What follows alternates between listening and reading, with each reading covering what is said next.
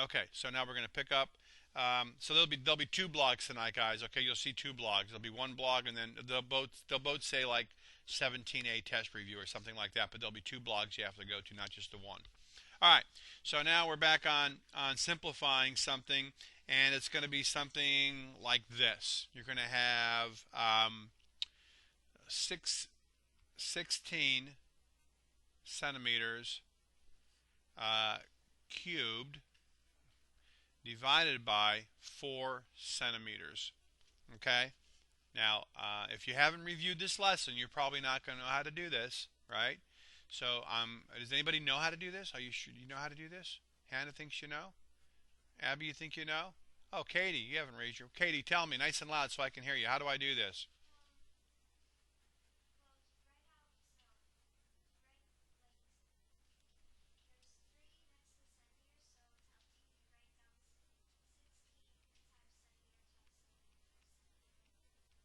Okay. Okay.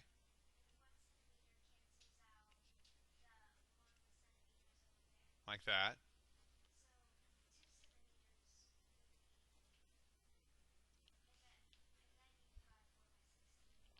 Okay.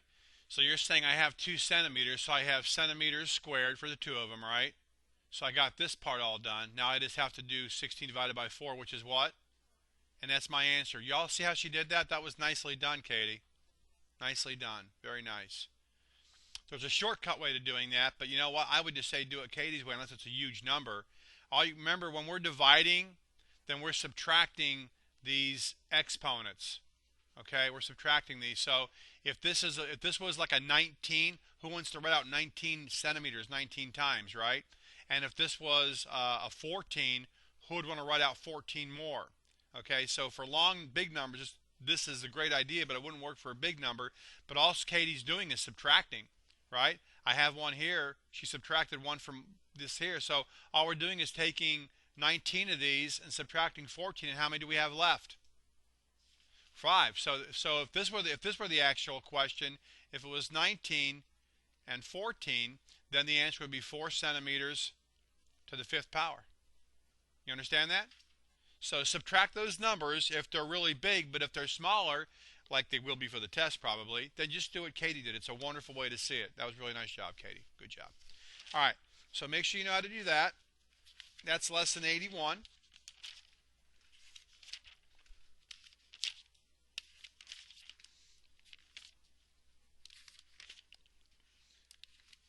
Okay, lesson 80, it's a ratio problem. So I'm not going to do that because we've already done a ratio problem earlier in the review. So if you need to see that, just go ahead to the review and look at the previous question. Because ratio, guys, once you see the word ratio in there, just start filling out the information.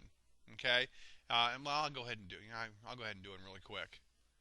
Um, the ratio of rats to cats. Okay, that's what my book says. That's how I'm reading it. Rats to cats. In the scrapyard was 3 to 6. Make it simple. 3 to 6. If there were 10 rats, then how many cats were there? Well, this is really simple, guys. You know it's just going to be kind of double, right? Because if 3 doubled is 6, then 10 doubled is going to be 20, right? That's going to be the answer. But we don't want you to do that shorthand stuff. We want you to solve. So, Jaden, you know what we do? We got to do. We got to write our fraction here, right? 3/6 equals 10 over x. And then, Abby P, what do we do? Huh? Yeah, you always want to do the numbers first. Do the variable first. 3 times x is 3x. And then 10 times 6 is 60, right? And then everybody knows by now that we have to divide by what? 3. Both sides? Okay, cancels out. We get x equals 60 over 30, which means 60 divided by 3. So 3 times what will give me 60? 20, right? That's how we can do that. So x equals 20. And sure enough, x equals 20. And you're right. That's how we do that. So kind of quick there because we've already done one like that earlier in the lesson. So we don't want to spend a lot of time on that so we can get to all these questions. Um, Guys, I'm not going to take the time to explain this because it could take a little bit, but it's on. But you might want to write this down. Lesson 79. You're going to have something like this.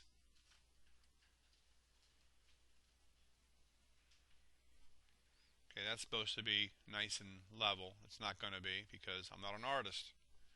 But you're going to have a question that's going to look like this, and it's going to give you some measurements.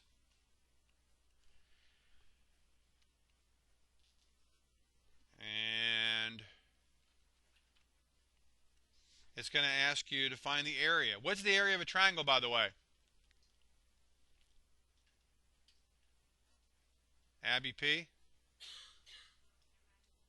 The area of a triangle, I'm going to put a little triangle there, is what, Brianna? Yes, base times height divided by 2, or 1/2 b times h, base times height, which is the same thing. It's the same thing, okay? But base times height divided by 2. I don't like fractions. Anytime I see a fraction in the problem, I get chills. I mean, they're easy to work with, but as a kid, I used to hate them. I never understood them. I don't think my math teachers were that great. Not like I am, of course. You're supposed to laugh at that. Thank you, Sashi. All right, so no, it's just base times height divided by 2, okay? That's the area of a triangle. Hey, that's another formula that you need to have in your little brain, right? So as soon as you come in the classroom tomorrow, I hand you your test, you write your name down, and what are the two formulas you're going to write down? Area of a circle, which is what? What is it? Pi r squared, and then area of a triangle, which is what? Okay? So there they are. They're on the blog, so you can write them down. See, I have area. Look at, I have area of a circle. See, I have area of a triangle, so I know which one is which. Okay. All right. Yes, I would. Oh yeah, volume. We also have volume, right? Volume equals length times width times height. Thank you, Jaden. All right, guys, we're going to have a conversion problem, at least one. There's going to be a table for you. It's going to tell you how many gallons are in 4 quarts, how many quarts are in a gallon, rather, how many liters are in a milliliter. With that information, you're going to have to be able to solve a problem that's going to say something like an 8-liter bottle has a capacity of how many milliliters. Well, how do we do something like that? If I want to know, if I have a 4-liter bottle, and I want to know how many milliliters is that? ml. We're going to call it ml, small m, capital L. Okay, how do we go? We have to set that problem up. How do we do that, Hannah? So we start with 4 liters. We start with what we know, though. 4 liters, right? And we're trying to get rid of liters to milliliters. So we know that there's a relationship between liters and milliliters. And Hannah said that 1 liter has 1,000 milliliters. Is that what you just said, Hannah? Okay, so the liters cancel out. We're left with milliliters, which is what we want. And now we just multiply, right? What's 4 times 1,000? 4,000. So how many milliliters are in 4 liters? 4,000. Okay? That's all we got to do. Huh?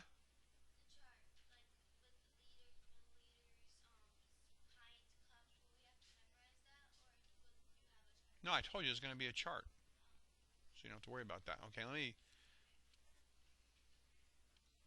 going to have a chart for you. You don't have to memorize that stuff. Man, this is stuff from the first. Okay, let me get rid of all this.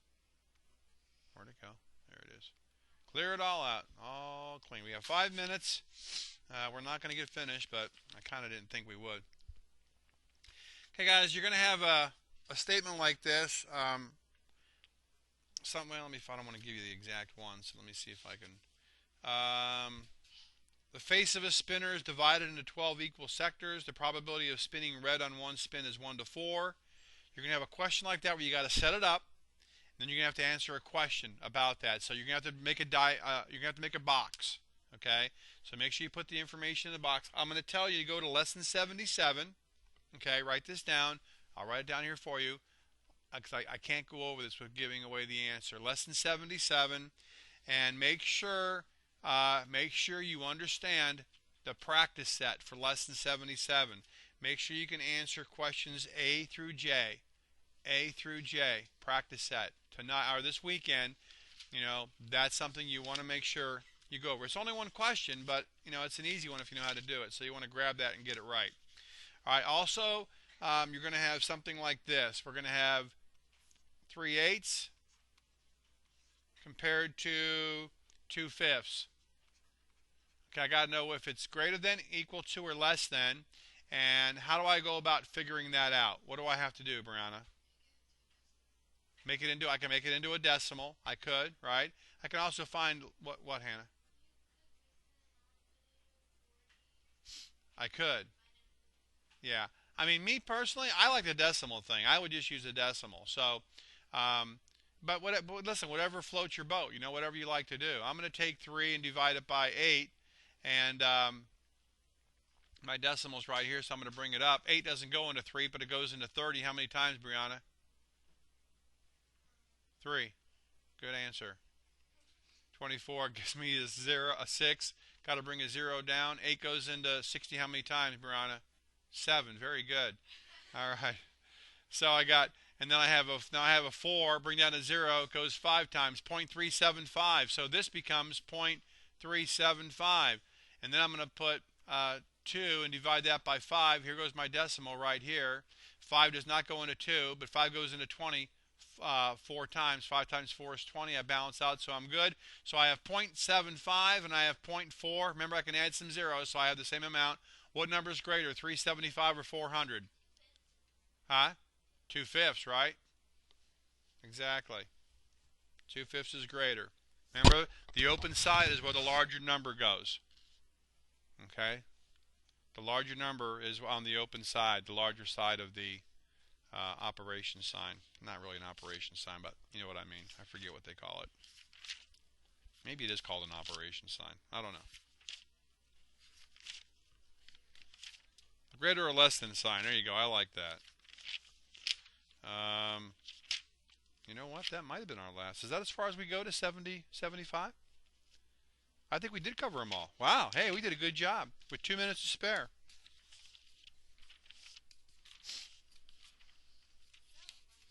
This is where you're supposed to stand up and give me a standing ovation and applause. We did them all. Yeah. Okay, which one was that, Jaden? She has a mind like a steel trap. She doesn't forget anything. What was that question, Jaden? Measuring turns? Oh, okay. Yeah, that was 91.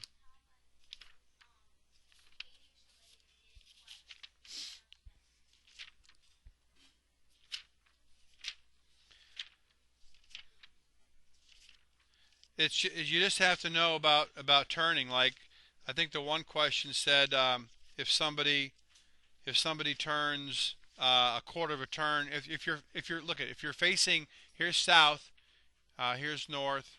Oh yeah, that's right. Here's north, here's south, here's east, here's west. If you're facing, remember, here's my eyeballs and there's my nose. If I'm facing north and I make a quarter turn to my left, which direction am I facing? I'm facing west, because like what I can do, guys, if I wanted to, right? I can make myself a little grid, and I can say that, of course, this is north, right? This is west. This is obviously east, and here's south. And I know that these are all forming right angles, right? So every one of these lines is representing, so this is 90 degrees, this is 90 degrees, this is 90, and this is 90. So if I turn a quarter of a turn, how many degrees did I turn?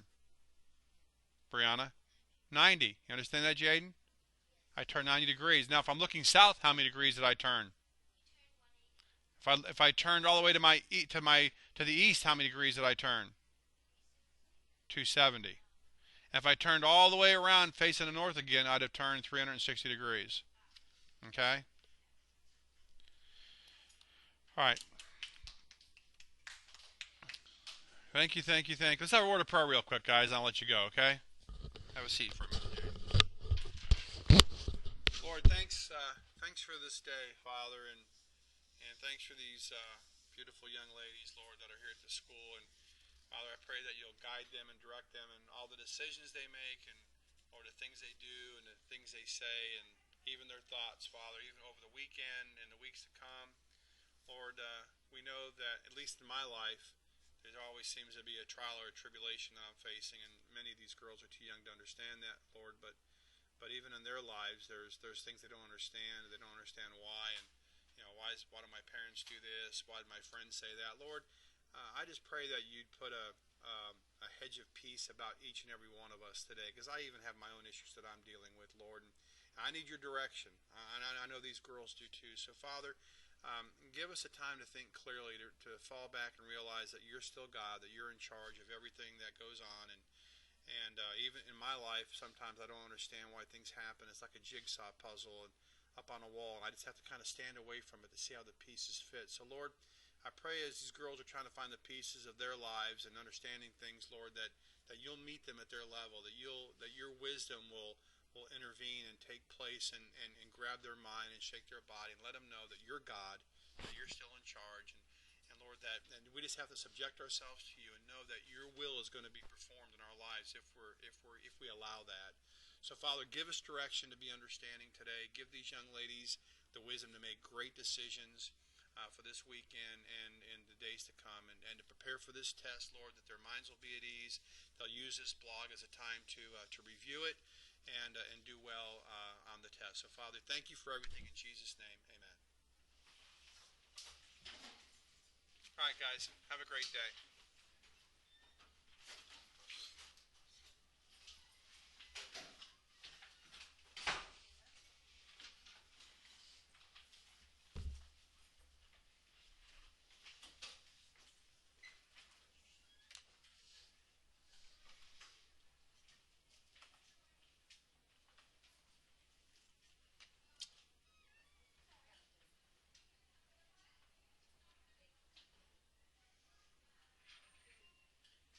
How you doing today, Mrs. King? You all right?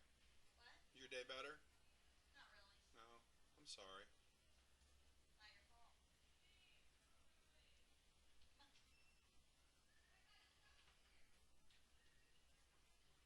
Your assignments for 7th grade math are always the whole written practice? It's always the practice set and written practice 1 through 30, yes. Okay. You need me to send you an email, or every day it's a new lesson, like we're doing in here, same thing. And what are you doing Monday? Monday you're having a test in there too? Some are doing a test today and some are doing it on Monday. There's Tuesday we're starting the last lesson. Well, I think it's 91. David will be back on Wednesday. Okay, so 91. We'll be doing 92 on it. So all he's going to really have to do is make up a test and do 91.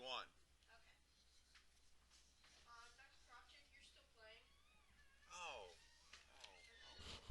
Thank you. Didn't know that. Know it now.